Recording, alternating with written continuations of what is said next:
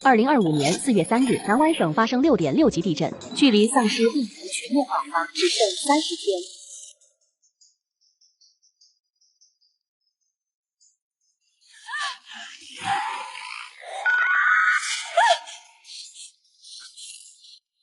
听到熟悉的铃声，我猛地睁开了眼睛，被丧尸撕咬的痛感还历历在目。在末日中被恐惧包围的日日夜夜，无时无刻不在折磨我的神经破败。满是血污的城市和丧尸那狰狞扭曲的身体，都深深印在我的脑海里。此时看着周围熟悉的环境，我陷入恍惚，我不是已经死了吗？这到底是怎么回事？难道我重生了？我赶紧摸出手机扫了眼时间，正好这时手机屏幕弹出一则消息：2025年4月3日凌晨，南湾省发生8级大地震。看着这和上一世一模一样的新闻，我瞬间弹射起来，手开始不住的颤抖。那些记忆都是真的，那不是梦，我真的重生了。我不可思议的又哭又笑。前世由于南湾省地震，导致我国在此处的秘密生物实验室被破坏，作为滨海省份病毒流入海洋。而后的1个月内，慢慢通过动植物在人体内传播，最终导致了丧尸爆发。位于滨海及与海洋相接流域的地方率先沦陷，而后在10天内蔓延至全球。而现在距离丧尸病毒爆发还有整整1个月，我拿起手机拨了一个号码，听到对面传来熟悉的声音，我泣不成声，怎么了宝，发生什么事了？是不是领导骂你了？过了好一会，我才控制住了自己的情绪，发出音来：妈，我好想你啊。我妈松了口气，像哄小孩似的，慢慢安慰着我，不怕，妈妈在，妈妈会一直陪着你的，要是翻累了就回家来，妈妈养你。我没事妈，我就是太想你了。知道妈妈安全后，我心里终于平静下来。挂了电话后，我就开始着手准备应对末世。末日倒计时接下来，我就开始全心准备我的囤货计划以及复仇计划。为了后续物资储备，计划不掉链子，便结合自身情况删删减减，后列了整整5页 A4 纸的清单，加上实际经历了一遭，倒不至于手忙脚乱。做好储备计划后，我赶紧整理了一下手里的资产。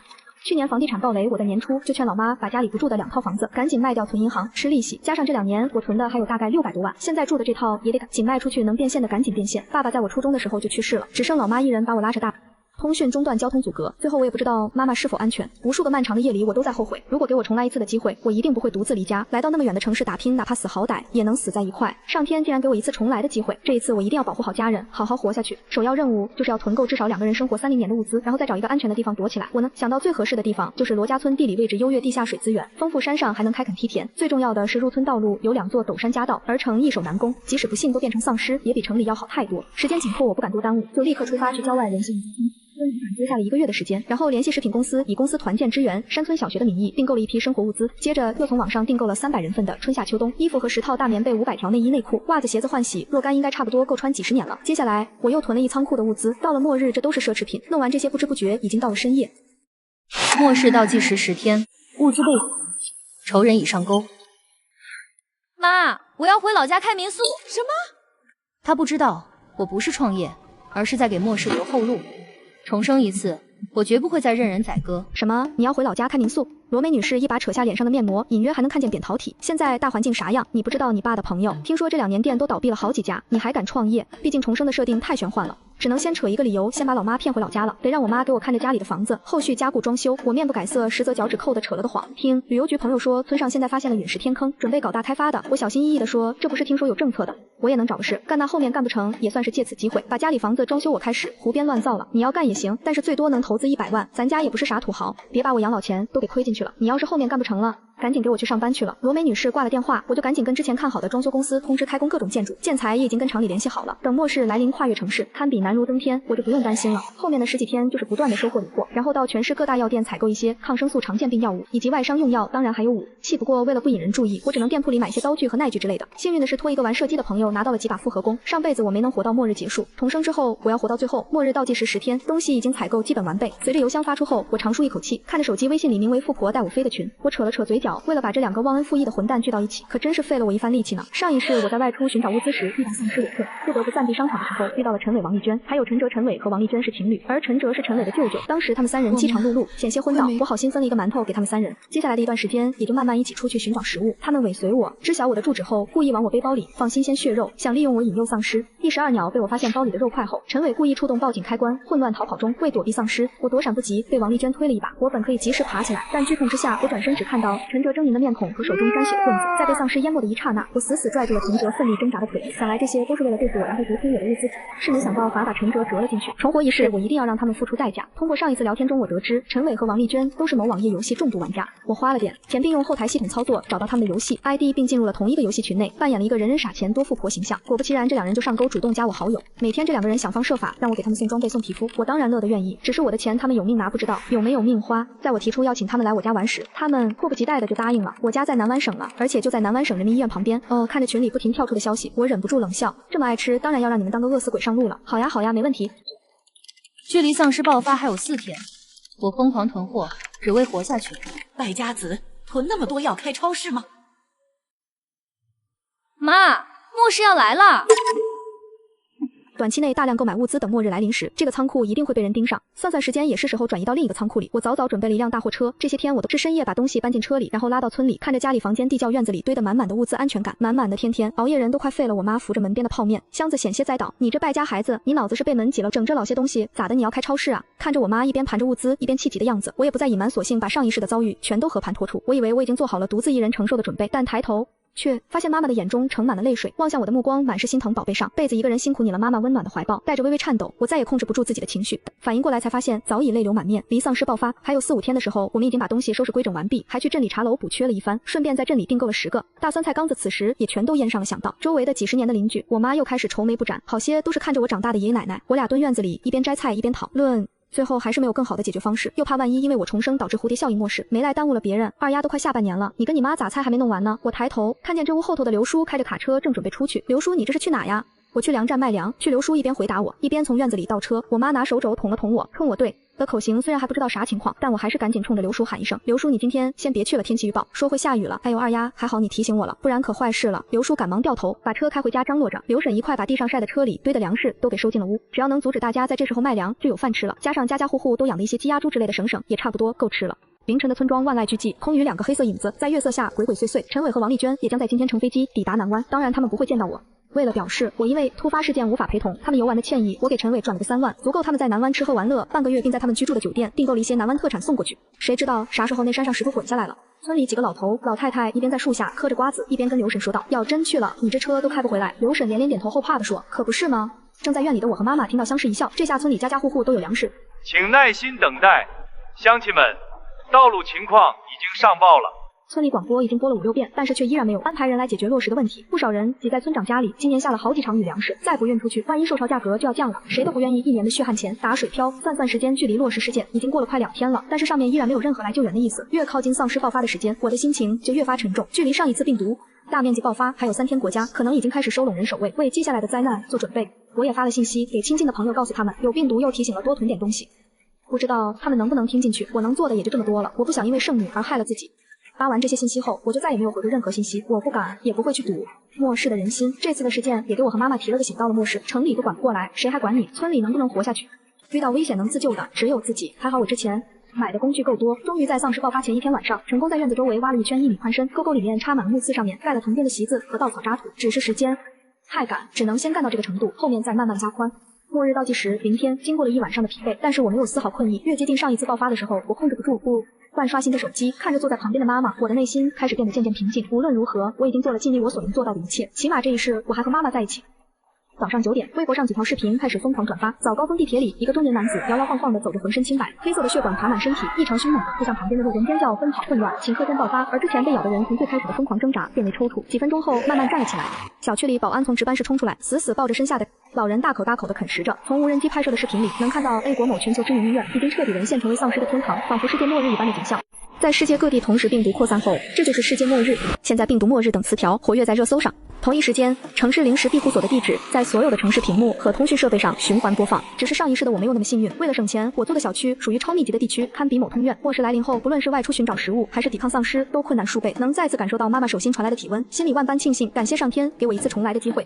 末日爆发的第一时间，现在就把大家集合在村委办公室，印发了上面下发的红头文件及各项防御措施和处理方法。在经过一番讨论后，很快就确定了对策。随后，村长带领大家把入村的山口用巨石给挡上，同时沿途做了很多陷阱。村口的山上建了一个瞭望塔，我们家按抽签轮流去守着，看到逃回来的村民就放下去接回来。最开始的时候，还有大批人在网上寻求帮助，不愿意走出家门，但是渐渐的发现根本等不来救援，只能靠自己出门。却发现物资全都被搜刮干净后，人们开始变得麻木、抢劫、杀人，甚至是吃人。我叼着根狗尾巴，草懒散的歪坐在瞭望塔上，一边看着手机里面储存的末日丧尸小说，学习一下主角的成功经验，一边时不时拿着望远镜观察查一下村口的陷阱有没有遭到破坏。陈伟和王丽娟在拿到钱后，就开始在南湾开启了吃喝玩乐的日子。每天朋友圈我都能看到他俩的动态，闲心上来了，我还能给点个赞。几天后，丧尸爆发得益于酒店的物资，这两个人还活了一阵。小文，丧尸爆发了，你不是说你家住山上的别墅吗？你能不能让你家保镖来接我们去你家？是谁天天带你打游戏？我们对你这么好，你不能见死不救啊！我置之不理。再过了几天，变成了小文，我们的食物吃完了，快来救救我们吧，求求你了！我知道你肯定还活着的，我一直没理会，直到后面消息变成了徐文。你个贱人，你把我们骗到南湾，到底想干什么？等我们找到你，我一定不会放过你的，我要把你碎尸万段！这两个傻子终于反应过来了，我都把酒店定得这么核心了，居然还能苟下去！既然还不死，那就让我助你们一臂之力。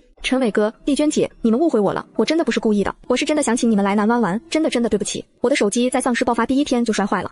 现在刚找到一个新手机，马上就来联系你们了。我一边回着消息，一边反手把我妈刚做好的红烧排骨、可乐鸡翅、炒青菜拍了照片发过去，顺便加了个诱人的美食滤镜。看着微信屏幕上立马弹出来的视频，通话我直接挂断。看到电话打不通，王丽娟和陈伟立马在群里装起可怜。小文，刚才是我们误会你了，你别往心里去，我们也是太着急了，我们已经饿了2天了，实在是撑不下去了，你快来接我们吧。看着这两个人虚伪的嘴脸，我忍不住想吐，真不知道我上辈子怎么这么蠢，相信他们，真想扇自己一巴掌。那好吧，我和家里人商量一下。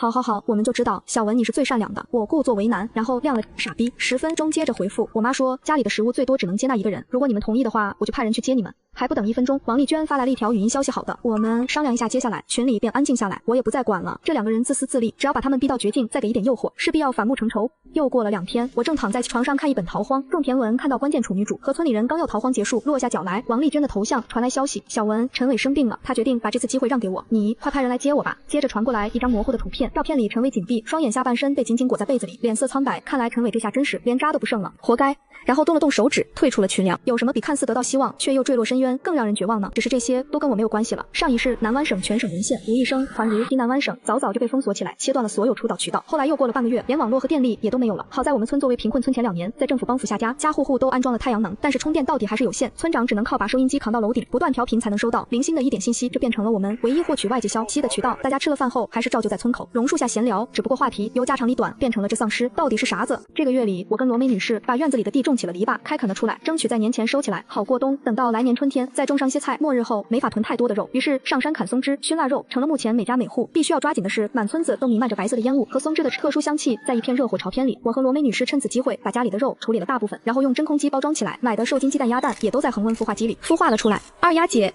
不好了，出事了！我看着刘叔家小孙子二狗倒腾着俩小短腿从山坡下跑上来，踉跄的在坡上摔了好几次，我赶忙跳下瞭望塔，离近了才看到小小的脸上汗水混着泪水。二狗子顾不得擦，急忙跑过来拽着我的手说：“二丫姐，不好了，罗爷爷和小磊哥变丧尸了。”一听村里出现了丧尸，我顾不得扶起二狗子就往家里跑，只希望快一点再快一点，我妈千万不要有事。罗爷爷家门口已经聚集了村里的少数几个壮劳力，每人手里都拿着砍刀，眼神肃穆严阵以待，但没人敢发出声音。即使没人敢发出声音，几个人聚集在门外，依然引得大门内传来砰砰的撞击声和丧尸熟悉的呵呵声。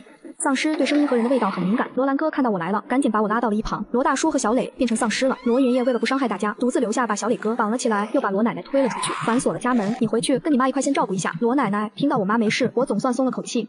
转念一想到那个小时候经常给我塞好吃的，总是乐呵呵的老头以后再也不在了，我的鼻子还是忍不住一酸。站在人群后面的李爷爷走上前来摸索了一阵，手里的袋子颤巍巍，掏出一把猎枪递给了罗良，这是我早些年打猎时候留下的打准点，别让我老兄弟吃太多，苦他苦了一辈子了。哎，说罢就转身离去，不忍再看李爷爷本来就驼的背，现在像是失去了支撑，转身离去的背影带着落寞。李爷爷这个臭棋篓子，一直就只有罗爷爷愿意陪他，完以后怕是没人再陪他下棋了。罗奶奶正躺在我家，我回去的时候，我妈正端着一碗水准备喂罗奶奶吃药。后来我才知道，雷子哥在回来的路上，怕家里不够吃的，从一些丧尸家里搜刮了一部分食物，为了吃的久一点，就先把没有密封包装的先吃了，谁知上面沾染了丧尸病毒。大家听到罗奶奶的呼喊声赶过去的时候，她已经昏倒在地。罗奶奶本身就有高血压，自从发生了这事就一直卧病不起。自从发生这事，村里的气氛一直很低迷大榕树，下面也没人吃了饭去做唠嗑了。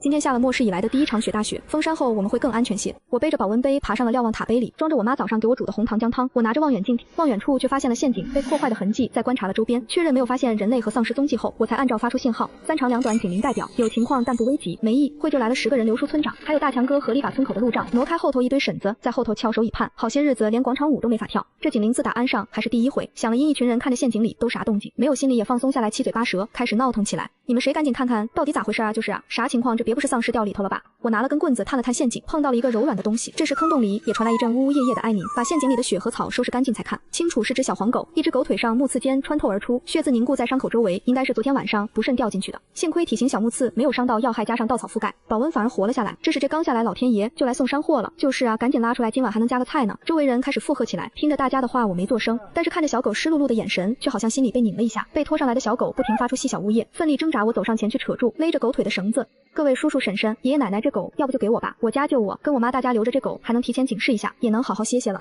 村长见没啥事，便开始组织人手恢复村口的账。爱的东西，小黄狗仿佛有灵性，知道是我救了它，在我怀里温顺的紧拱了一下脑袋。我跟大家打过招呼后，就赶紧往家冲。防人之心不可无，即便听到了声音，罗梅女士依然坚守家中。看见我回来了，我妈也马上迎上来问道：“到底出啥事了？”听见铃响，你不在家，我又不敢乱跑。我把事情简单说完后，我妈看着我怀里的小黄狗皱了皱眉，傲娇道：“你非要搞来这小玩意，咱家可养不起。我先跟你说好，我可烦这些掉毛的，你懒得跟狗一样，回头还不是赖着我。我再三保证，一定独立照顾小黄狗，并洗脑了一堆养狗的好处。”罗梅女士在我的一顿劝说下，终于同意留下了闪电。闪电是我给小黄取的新名字。我兑了一盆温水为闪电清理伤口。闪电是先受了刀伤，再掉进陷阱。我们以为它是被陷阱所伤。不过好在它毛比较厚，有两种可能：一是闪电被人抓住砍伤后逃跑；二是闪电掉进陷阱，失去了反抗能力。追它的人通过陷阱和路障看到了人类存活的痕迹，因此没有把闪电拖出来，而是想在背后探我们的底细。想到今天我们一群老弱妇孺在村口时，可能正有一个或一群饿疯了的人在暗处盯着我们，我就心里发毛。我冲到客厅，把我的猜测全部说了出来。我妈听到面色变得难看，咱们要不要立刻去挨家挨户通知大家？我想了想，还是决定隐瞒。现在说出去这么多人知道，我有可能打草惊蛇。只有做贼千日没有防贼千日的道理，我看他们忍不了多久，很快就会动手。我去找村长商量。我把闪电交给我妈后，赶紧出了门。我跟村长将情况说明后，村长喊来了几位人才给我安排。等我们商量完，已是月上柳梢头。第二天到了天色昏暗下来，我和大牛一起爬上了瞭望塔，巡视一圈后，拍拍屁股，散着步，慢悠悠地往村里走去。走进村委会内，我们俩开始生火做饭。这时院子里传来一声惨叫，下一秒就戛然而止。透过事先挖好的孔洞，我看到院内捕兽夹抓到了一个40多岁汉子，尖嘴猴腮，眼里全是阴毒和刻骨恨意。我们在外面挨饿受冻，你们却在这里吃香喝辣，你们给我等着！我大哥一定会杀了你们，这些全都是我们的。兽猴旁边1米远的地面上还有一把西瓜刀，刀柄脏污，刀刃上还带着一些白白黏黏的东西，那是人类的脑浆。要使用华贵的医院，强吐一个刀疤脸，一闪而过。刀疤脸居然有枪，大牛你在这盯着！不等大牛回答我，赶紧跟了上去。我心下一沉，若是此次不能抓住他，后面村子必定后患无穷。在大强哥和罗良哥的追击下，刀疤脸很快被逼到了岔路口。这时大飞突然从拐角冲出来，扑向刀疤脸。我们把刀疤脸打支边后绑起来，回去的时候兽猴已经失血过多，昏迷了。这时刘婶子开口道：“哎，我想起来了，这是不是镇上的刘大河李飞啊？”正说着，刀疤脸悠悠转醒，转头看清楚自己被包围后，就是一顿磕头求饶：“求求你们了，放过我吧，我真的知错了，求求你们放过我吧。”听了这话，村里也有人开始犹豫起来。我踢了一脚兽猴的伤口，兽猴惨叫着苏醒过来，就听到刀疤脸一边磕头一边骂他。他冲着刀疤脸怒吼：“我把你当大哥，你就这么对我？要不是我，你早死了，我就该让你被丧尸生啃了。”看着这俩人狗咬狗，我也懒得和他们争辩，反正都不是什么好人。第一年冬天，所有人在入侵事件后都认识到了末日的残酷。那个冬天，村里格外冷清。我问二狗子咋不来我家玩，二狗子说他老不让动，动了就饿，饿了就得吃。丧尸爆发1年半后，又是1年除夕，虚岁的年过得太过冷清。今年村长提议来村委会一起吃个团圆饭，过个丰收年。刘书正提着刚烧开的热水进来，李爷爷拎着放好血的鸡开始褪毛，几个壮劳力正按着村里今年养的最肥的一头猪开始磨刀霍霍，就等于做杀猪菜了。罗梅女士和婶婶们有的洗菜，有的剁馅，有的擀皮干的是热火朝天。我扛着网兜子准备朝家去网几条鱼，来年年有余。就在我准备出门的时候，罗良哥拿着村长家收音机跑过来喊道：“胜利了，我们打赢丧尸了！”房间里的所有人都停止了动作，屏息凝神听着收音机传来的声音。全体民众注意，全体民众注意！历时3年，我国已研发出高效抗病毒疫苗计划，将在未来3个月内完成全球清扫工作，请人民群众耐心等待末日即将结束胜利的曙光终将到来。今夜月圆人团圆，我们活下来了。